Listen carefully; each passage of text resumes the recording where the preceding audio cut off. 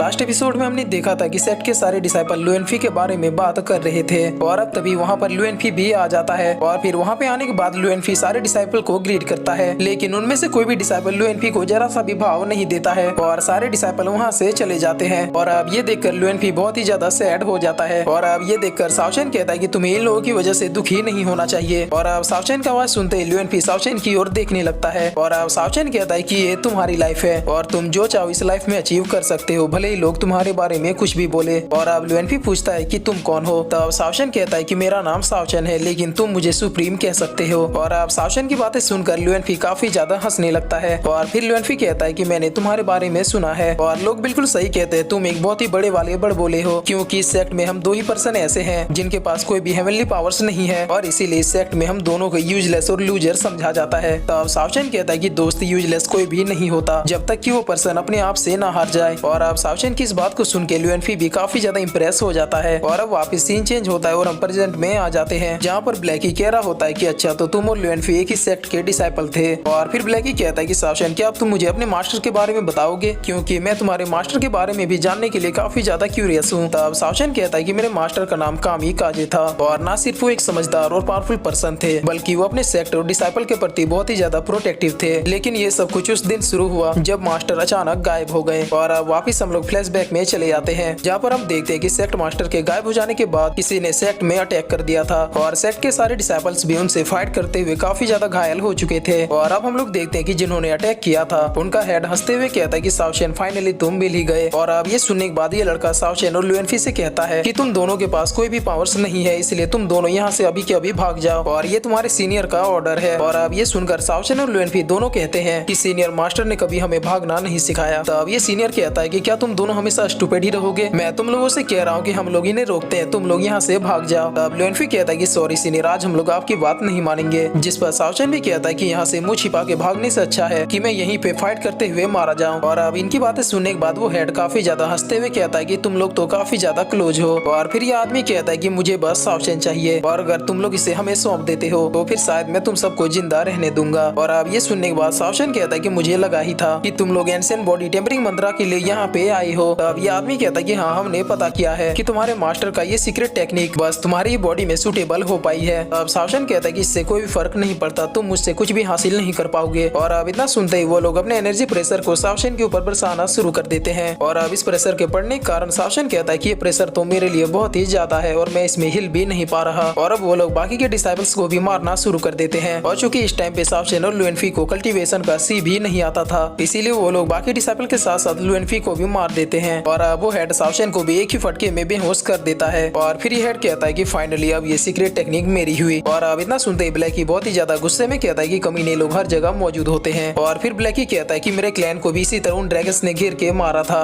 और अब साओचेन अपनी स्टोरी को कंटिन्यू करते हुए कहता है कि उन्होंने मुझे कैद करने के बाद मेरे ऊपर काफी ज्यादा टॉर्चर किए और उसके बाद उन्होंने मेरी बॉडी से एंशिएंट बॉडी टेम्परिंग मंत्रा के फॉर्मूला को जानने के लिए हर तरह की टेक्निक्स और स्पेल का यूज किया, लेकिन मेरे मास्टर ने गायब होने से पहले ही मेरी बॉडी में इस टेक्निक को अपने पावर से लॉक कर दिया था, जिसकी वजह से वो लोग कुछ भी पता नहीं लगा पाए। और फिर साओचेन बताता है कि उन्होंने मुझे 10 सालों तक ऐसे ही कैद रखा। और फिर साओचेन बताता है कि मैंने इन 10 सालों को सजा नहीं बल्कि अपॉर्चुनिटी समझा था और फिर मैंने सीक्रेटली 10 सालों तक बस कल्टीवेट किया और जब मेरे पास इनफ पावर आ गया तो फिर मैं उनके कैद से भाग निकला। और अब ये सुनने के बाद ब्लैकी कहता है कि मैंने कभी सोचा भी नहीं था कि तुम इन हालातों से भी गुजरे होगे। अब साओचेन हंसते हुए कहता है कि ब्लैकी मुझे आज भी नहीं पता कि तुमने लाइफ एंड डेथ के इनकार्सन ऑफ 9 टर्न को कब सीखा, लेकिन उस दिन पहली बार लुएनफी का ये टेक्निक एक्टिव हुआ और उसी दिन उसने अपने पहले लाइफ एंड डेथ के टर्न को कंप्लीट किया। और अब जैसे लुएनफी वापस जिंदा हुआ तो फिर अपने आसपास के माहौल को देखने के बाद लुएनफी ऑटोमेटिक पागल सा हो गया। और अब हम देखते हैं कि लुएनफी काफी ज्यादा हंसते हुए कहता है कि मैं तुम सबको डिस्ट्रॉय कर दूंगा और तुम्हारे यहाँ का एक पत्ता भी अब नहीं बचेगा। और अब साओचेन बताता है कि उसी दिन से लुएनफी बहुत ही ज्यादा क्रूर हो गया और फिर उसके बाद से उसके लाइफ में बस 2 ही चीजें रह गई, पहला कल्टीवेशन और दूसरा लोगों को बहुत ही बेरहमी से मारना। और फिर साओचेन बताता है कि समय ऐसे ही बीतता गया और हम दोनों ने मिलकर काफी सारी ट्रेनिंग की और फिर हम दोनों कल्टीवेट करते करते सुप्रीम बन गए और ऐसे ही हम दोनों एक अनबीटेबल डायनेमिक डुओ बन गए जिसे कोई भी डिफीट नहीं कर सकता था। और तब ब्लैकी कहता है कि इसके बाद लुएनफी ने तुम्हें किसी कारण से धोखा देके मार दिया, क्या मैंने सही कहा? जिस पर साओचेन भी यस कहता है। और फिर साओचेन ब्लैकी से कहता है कि ब्लैकी अब तुम थोड़ा रेस्ट कर लो। और फिर साओचेन और ब्लैकी रेस्ट करने लगते हैं और अब सीन चेंज होता है और हम एक्सकेलिबर सिटी को देखते हैं, जिसे देखकर ब्लैकी कहता है कि साओचेन ये सिटी तो काफी ज्यादा बड़ा है। तब साओचेन कहता है कि हमें सबसे पहले एक ओल्ड मैन को फाइंड सुसाइड करना होगा। और अब सीन चेंज होता है और हम एक होटल का सीन देखते हैं जहाँ पर ये आदमी कह रहा होता है कि फाइनली वो बुढ़ा मर गया। और अब तभी उसी होटल पे सावशन भी आ जाता है और अब ये आदमी सावशन से पूछता है कि सर आप क्या खाना पसंद करेंगे। तब सावशन कहता है कि उस ओल्ड मैन को यहाँ पे बुलाओ। तब ये आदमी कहता है कि क्या आप मेरे फादर को जानते थे। तब सावशन कहता है कि अच्छा तो तुम लाओ गुन के बेटे हो, तो क्या तुम भी स्पिरिचुअल प्रैक्टिस करते हो। तब ये आदमी कहता है कि नहीं, मुझे कल्टीवेशन करना पसंद नहीं है, मैं बस अपना छोटा मोटा बिजनेस चलाता हूँ। तब सावशन कहता है कि तुम अपने पिताजी से कहो कि वो बाहर आए क्योंकि मुझे उनसे बात करनी है। तब ये आदमी कहता है कि मेरे पिताजी तो कुछ दिनों पहले ही मर चुके हैं। और अब ये सुनने के बाद सावशन बहुत ही ज्यादा शौक होते हुए कहता है कि तुम ये क्या बक रहे हो। तब ये आदमी कहता है कि मेरे साथ आइए। और फिर वो आदमी सावशन को अपने पिता के कमरे की ओर ले जाने लगता है। और उस कमरे में पहुंचने के बाद वो आदमी सावशन को अपने पिताजी का समाधि स्थल दिखाता है। और अब उसे देखने के बाद सावशन पूछता है कि आखिर वो मरे कैसे। अब ये आदमी कहता है कि मैं आपको ये बातें नहीं बता सकता। और अब इतना सुनते ही सावशन बहुत ही ज्यादा भड़कते हुए कहता है कि मैंने पूछा कि वो मरे कैसे। तब ये आदमी बहुत ही ज्यादा डरते हुए कहता है कि ये वो फैमिली ने किया है। तब सावशन कहता है कि तुम्हारे पिताजी इतने पावरफुल थे कि वो ऐसी फैमिली को अकेले ही डिस्ट्रॉय कर सकते थे, तो भला वो फैमिली ने तुम्हारे पिताजी को कैसे मारा। जिस पर ये आदमी कहता है कि क्योंकि वो फैमिली के साथ हान फैमिली, इन्फिनाइट स्वॉर्ड सेक्ट और क्वीन विंग सेक्ट भी शामिल था। और अब ये सुनने के बाद सावशन काफी ज्यादा गुस्से में कहता है कि बहुत बढ़िया, अब तुम लोग भी नहीं बचोगे। और फिर सावशन सोचते हुए कहता है कि मैं ऐसे ही अपने आप को एक्सपोज नहीं कर सकता। और अब ये कहकर सावशन उस होटल के बाहर आ जाता है। और अब ब्लैकी पूछता है कि सावशन क्या हमारे पास कोई दूसरा रास्ता नहीं है। तब सावशन कहता है कि अब बस एक ही पर्सन है जो कि हमारी हेल्प कर सकता है। जिस पर ब्लैकी पूछता है कि आखिर वो पर्सन है कौन और कहाँ पे मिलेगा। तब सावशन कहता है कि दरअसल अब हमें एक लड़की को ढूंढना होगा। और अब ये सुनने के बाद ब्लैकी कहता है कि ओहो फिर से लड़की। तब सावशन कहता है कि भला जब किस्मत ऐसा चाह रही हो तो मैं इसमें क्या कर सकता हूँ। और अब सीन चेंज होता है और हम बहुत सारे लोगों को एक जगह पे इकट्ठा देखते हैं। और अब सावशन एक आदमी से पूछता है कि भाई साहब आखिरकार यहाँ पे चल क्या रहा है। वो आदमी सावशन के ऊपर काफी ज्यादा गुस्सा करते हुए कहता है कि क्या तुम्हें दिखाई नहीं दे रहा कि मैं बिजी हूँ। और अब इतना सुनते सावशन उसे अपनी पावर का थोड़ा सा नमूना दिखा देता है। और अब इतना होता है ये आदमी कहता है कि भाई साहब आप तो बहुत ही जल्दी बुरा मान जाते हैं। और फिर वो आदमी कहता है कि दरअसल यहाँ पे मुरांगडी जो कि मुरांग्स फैमिली से है, वो अपनी मंगेतर के साथ यहाँ पे आने वाले हैं। और अब ये सुनने के बाद सावशन कहता है कि क्या। अब ये आदमी बताता है कि मुरांग फैमिली टॉप फैमिली में से एक है। और मुरांगडी अपनी फैमिली का एक्सट्रीमली टैलेंटेड डिसाइपल है जिसने 30 साल से भी कम उम्र में अपनी पावर्स को पीक लेवल पे पहुंचा दिया है। और अब ये सुनने के बाद सावशन कहता है कि आखिर ये लड़की कर क्या रही है, भला ये इस मुरांग से शादी क्यों करेगी। और अब ये सुनने के बाद ब्लैकी भी मजे लेते हुए कहता है कि भला तुम्हें उस लड़की से क्या लेना देना है। अब सावशन कहता है कि ब्लैकी बकवास बंद करो, तुम्हें अपने आप ही सब पता चल जाएगा। और अब हम देखते हैं कि मुरांगडी और वो लड़की आ रही होती है। और अब मुरांगडी कहता है कि मैंने आप सभी को यहाँ पे इसलिए बुलाया है ताकि आप लोग इस बात की गवाही बनो कि आज से ब्रिज हाउस और मुरांग फैमिली एक हो जाएगी। और आज के बाद से इस रिलम में कोई भी ब्रिज हाउस एग्जिस्ट नहीं करेगा। और अब ये सुनने के बाद लोगों को कुछ भी समझ में नहीं आ रहा होता है कि आखिर ये सब कुछ हो क्या रहा है। और अब उनमें से एक आदमी कहता है कि क्या तुम लोगों ने सुना कि ब्रिज बिल्डिंग का जो ओल्ड ग्रैंडफादर था वो अब पहले की तरह शक्तिशाली नहीं रहा, जिसकी वजह से ब्रिज हाउस को रातों रात इनके सामने झुकना पड़ा। जिस पर उसके बगल का आदमी कहता है कि क्या तुम पागल हो गए, तुम्हें ऐसे खुल्लम खुल्ला सबके सामने नहीं कहना चाहिए। और अब सावशन भी इन सब की बातों को बहुत ही ध्यान से सुन रहा था, जहाँ पर ये लोग कहते हैं कि इन सब चीजों के पीछे उसी लॉर्ड का हाथ है।